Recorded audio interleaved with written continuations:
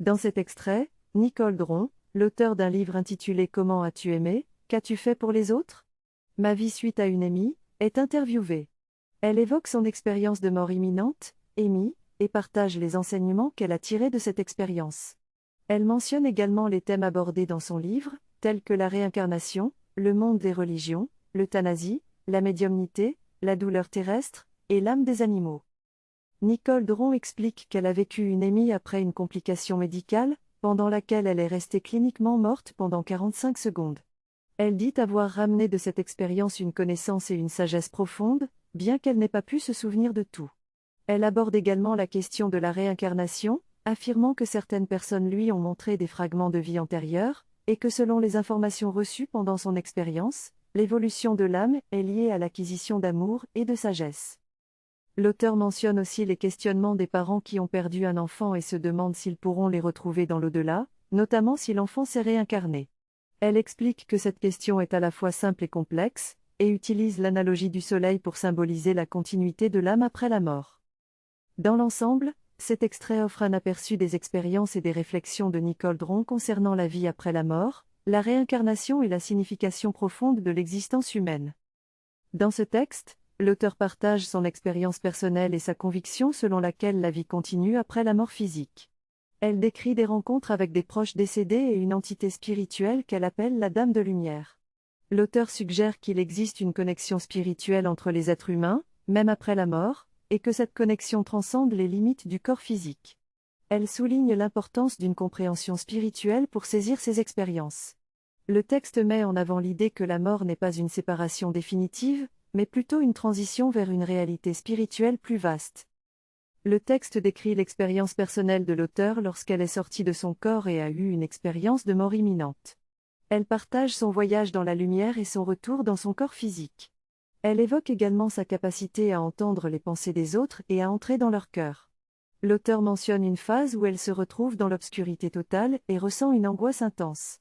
Elle souligne l'importance de la prise de conscience de notre essence spirituelle et de l'amour universel pour créer un changement positif dans le monde.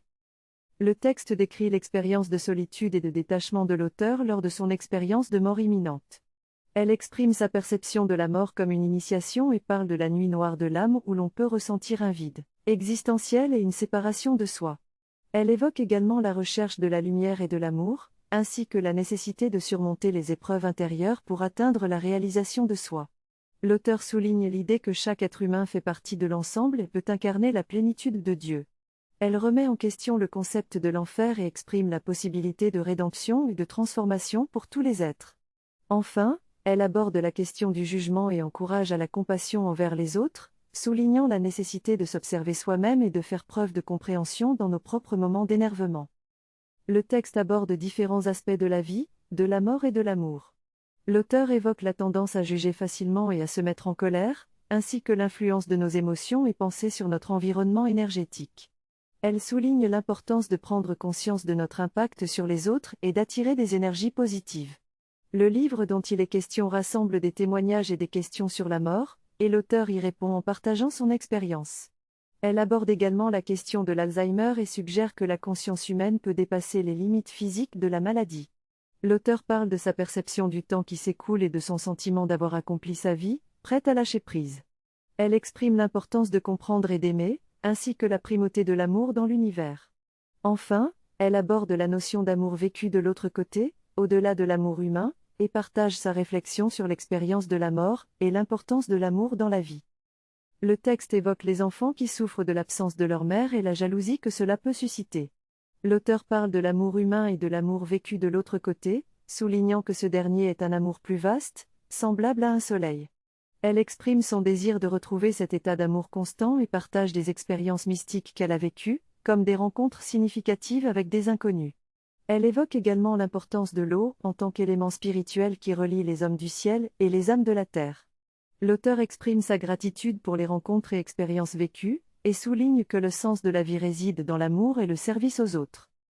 Le texte mentionne l'importance d'enseigner le sens symbolique aux personnes, soulignant que cela pourrait remplir les églises. L'auteur partage ensuite une rencontre significative avec un homme nommé Pierre, où des échanges profonds ont eu lieu. Elle s'interroge sur les circonstances de cette rencontre et sur la signification de l'eau en tant qu'élément symbolique de purification des émotions. L'auteur laisse aux gens le soin d'interpréter ces expériences et conclut en remerciant Nicole Dron pour son témoignage.